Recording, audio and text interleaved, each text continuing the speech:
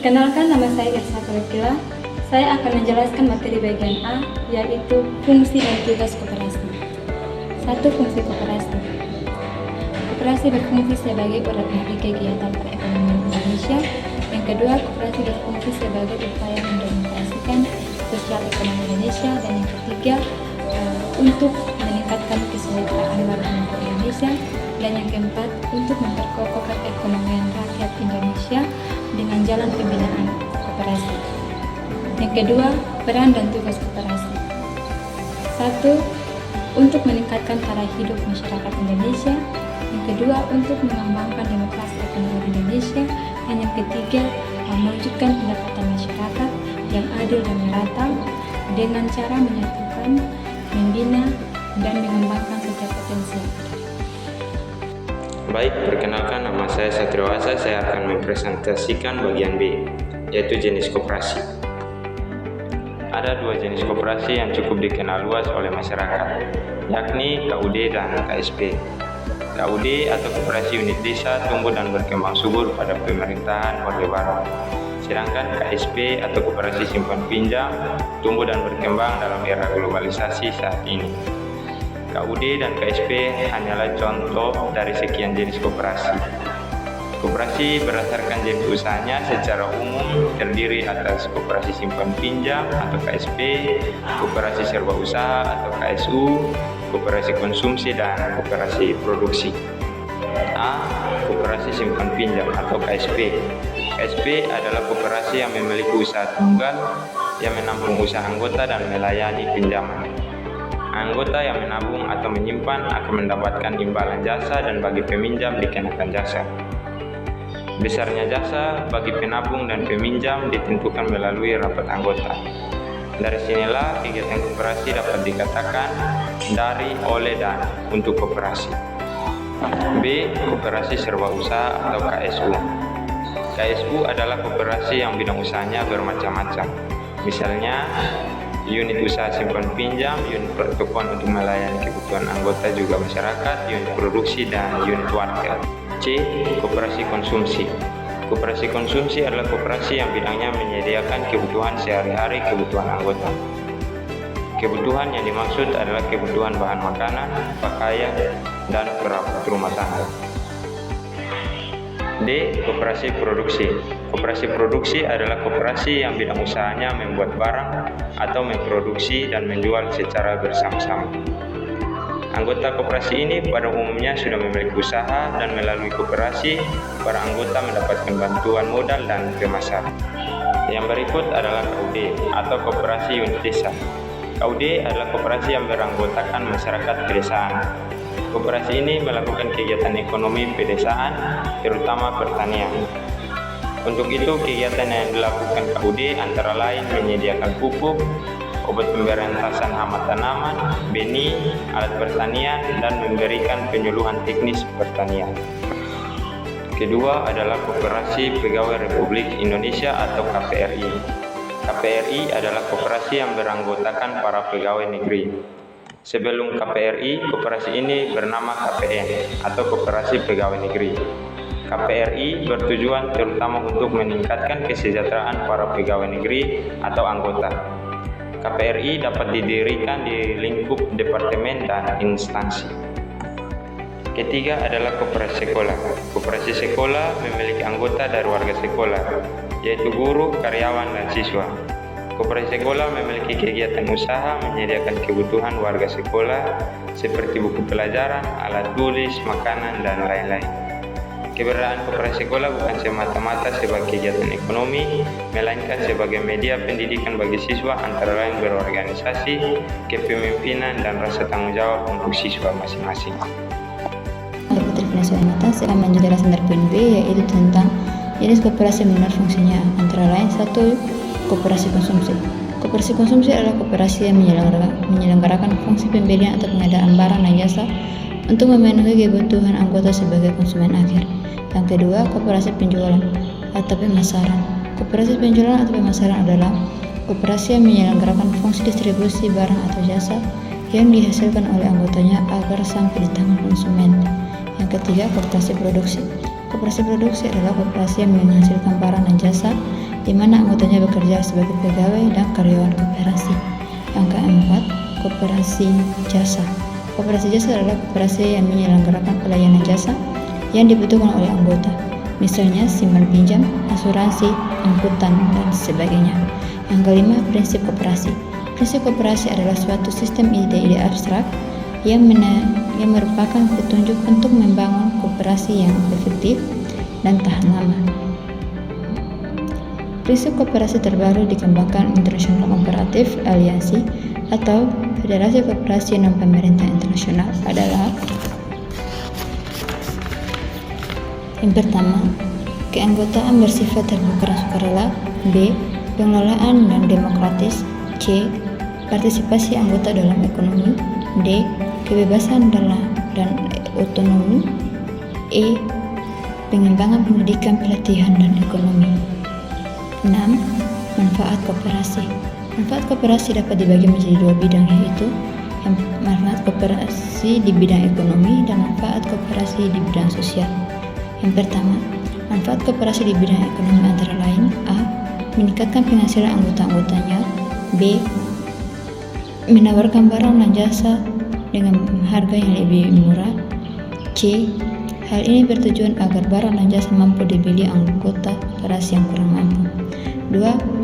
Menumbuhkan motif berusaha dan berperi kemanusiaan. 3. Menumbuhkan sikap jujur dan keterbukaan dalam pengelolaan koperasi. 4.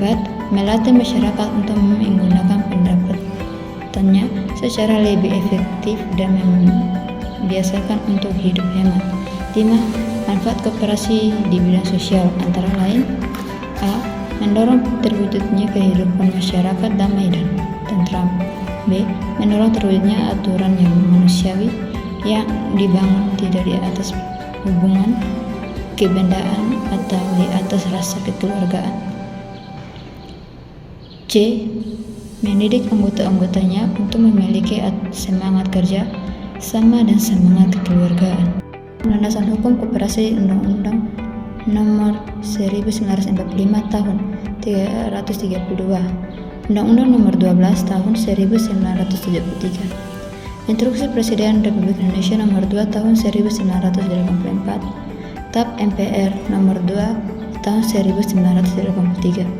Kemudian, melalui perjuangan yang cukup panjang, pada tahun 1927 keluar peraturan tentang Perkumpulan Koperasi Bumi Putra Nomor 91 Tahun 1927.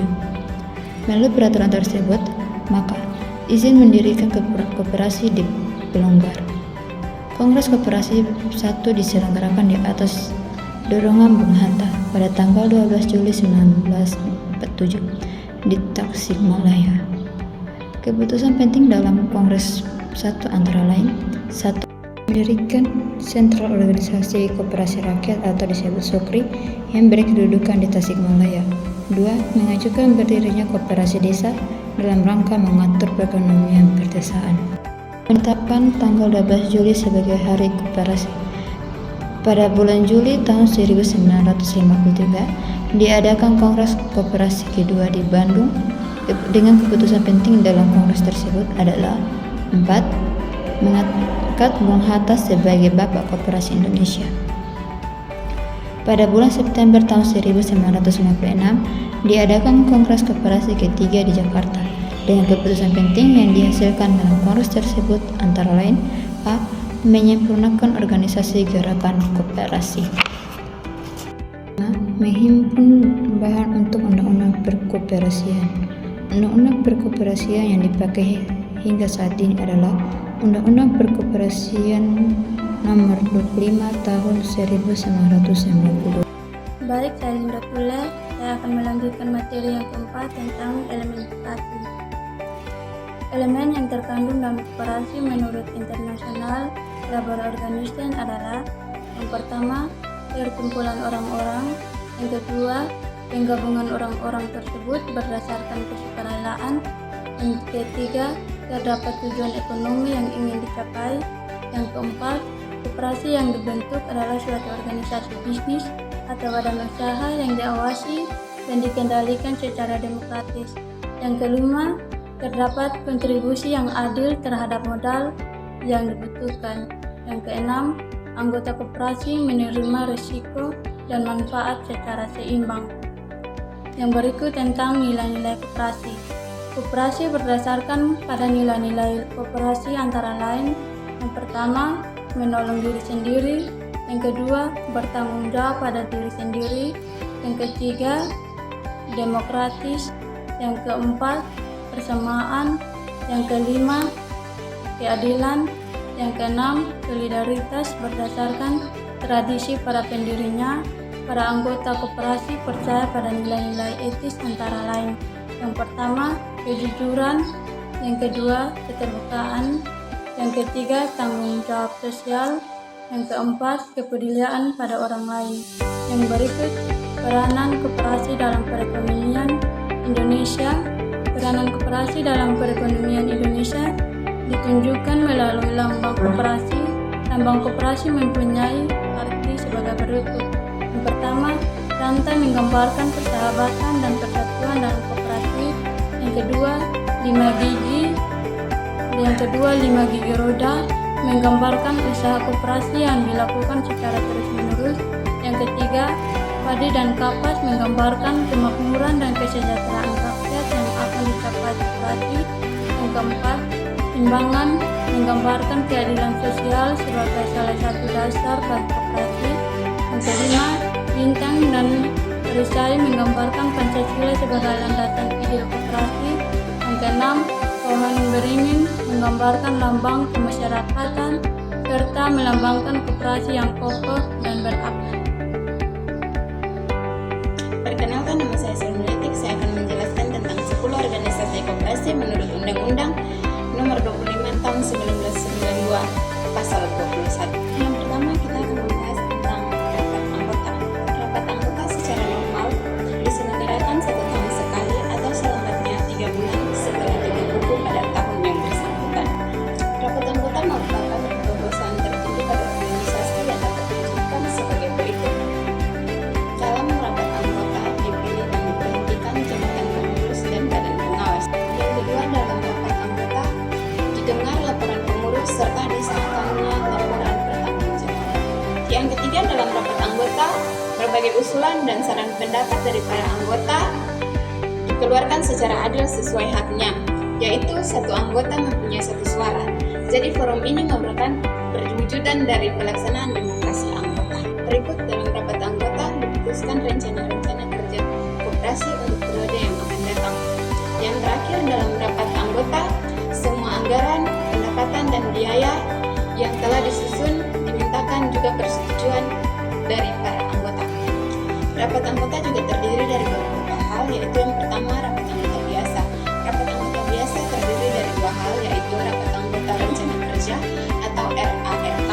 Yang kedua, rapat anggota tahunan atau RAT. Yang kedua adalah rapat anggota khusus atau RK. Yang ketiga, rapat anggota umum biasa atau RARB. Yang berikut kita masuk dalam pengurus.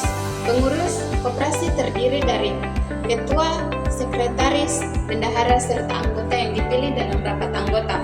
Sesuai dengan anggaran dasar koperasi, pengurus merupakan wakil para anggota yang memiliki syarat, kriteria tertentu, serta dipilih dan disahkan oleh rapat anggota. Pengurus koperasi dipercaya untuk menjadi wakil anggota yang bertugas menjalankan, mengelola, dan memimpin jalan organisasi koperasi. Mereka bekerja sebagai menutaris dari anggota untuk melaksanakan apa yang telah ditetapkan dari rapat anggota. Yang terakhir, pengawas. Pengawas merupakan badan yang dipilih dan oleh anggota dari rapat anggota yang sesuai dengan bunyi Pasal 38 Undang-Undang Nomor 25 Tahun 1992. Pengawas bertugas melakukan pemeriksaan terhadap kehidupan koperasi, termasuk organisasi usaha, dan pelaksanaan kebijakan pengurus dalam melakukan tugas-tugas tersebut. Pengawas menyusun laporan tertulis tentang hasil pemeriksaan yang akan disampaikan ke RAT, karena pengawas berwenang untuk meneliti, mencatat, serta menguji kebenaran harta, hak, dan kewajiban dimiliki koperasi. Maka jabatan ini tidak boleh dirangkap apalagi oleh pengurus. Sekian penjelasan dari saya.